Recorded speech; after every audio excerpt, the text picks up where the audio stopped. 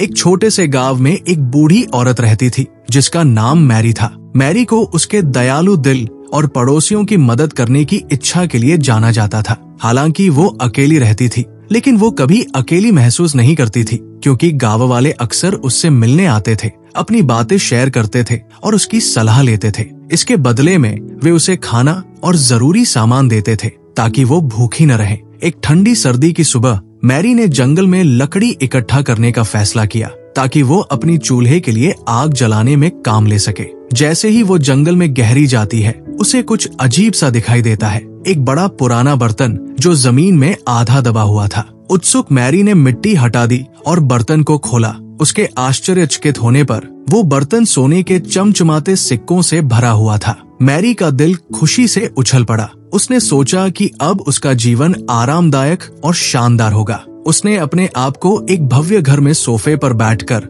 एक सुंदर चूल्हे के पास गर्मी का आनंद लेते हुए देखा। लेकिन एक समस्या थी, बर्तन इतना भारी था कि वो इसे अकेले नहीं उठा सकती थी। तय करके मैरी ने लकड़ी की पट्टियों से एक अस्थायी स्लाइड बनाई और बर्तन के चारों ओर एक मजबूत कपड़ा बांध दिया। बड़ी मेहनत से उसने बर्तन को अपने घर की ओर खींचना शुरू किया। जब वो भारी बर्तन को खींच रही थी तो उसने कुछ अजीब देखा। बर्तन में रखे सोने के सिक्के रंग बदलने लगे। जब उसने आराम करने के लिए रुककर बर्तन में देखा तो सोना चांदी में बदल चुका था। मैरी को थोड़ी निराशा हुई, लेकिन उसने जल्दी से खुद को समझाया कि चांदी भी मूल्यवान है। उसने अपनी यात्रा जारी रखी, ये समझाते हुए कि वो अब भी एक अच्छा घर खरीद सकती है और चूल्हे के पास बैठकर शाम का आनंद ले सकती है। लेकिन जैसे जैसे उसने बर्तन को खींचा, चांदी फिर से बदल गई। इस बार वो लोहे में बदल गई। मैरी रुक गई और बर्तन को घूरते हुए गहरे निराशा का अनुभव किया।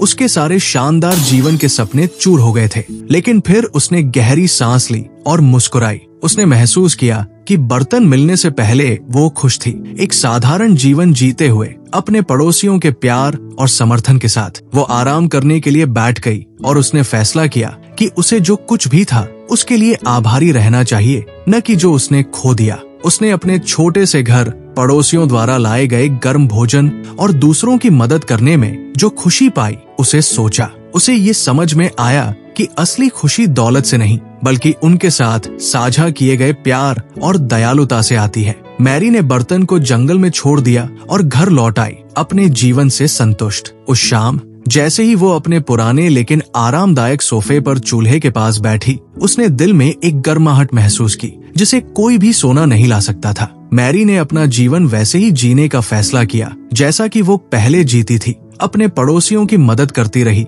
और उनका प्यार प्राप्त करती रही। और इस प्रकार मैरी ने ये साबित कर दिया कि असली खुशी अंदर से आती है और वो किसी भी परिस्थिति में संतुष्ट और खुश रही। उसने ये सीखा कि हर स्थिति में खुश रहना ही असली संपत्ति है और यही उसे किसी भी बर्तन से अधिक अमीर बना सकता था। इस कहानी से हमें ये सीखने को मिलता है कि असली खुशी पैसों या दौलत में नहीं, बल्कि हमारे दिल में है। मैरी ने समझा कि जो हमारे पास है उसी में संतुष्ट रहना चाहिए। वो खुश थी क्योंकि उसके पास प्यार और दोस्त थे जो उसे मदद करते थे। जब उसने सोने के सिक्के पाए तो वो थोड़ी निराश हुई, लेकिन फिर उसने महसूस किया कि असली खुशी उस प्यार और सहारे में है जो उसे दूसरों से मिलता था। इस कहानी का संदेश है कि हर हालत में खुश रहना ही असली खुशी है। लाइक, शेयर और सब्सक्राइब करना न भूलें। तब तक कुमार के ऑडियो डायरी के साथ अपनी चमक बनाए रखें।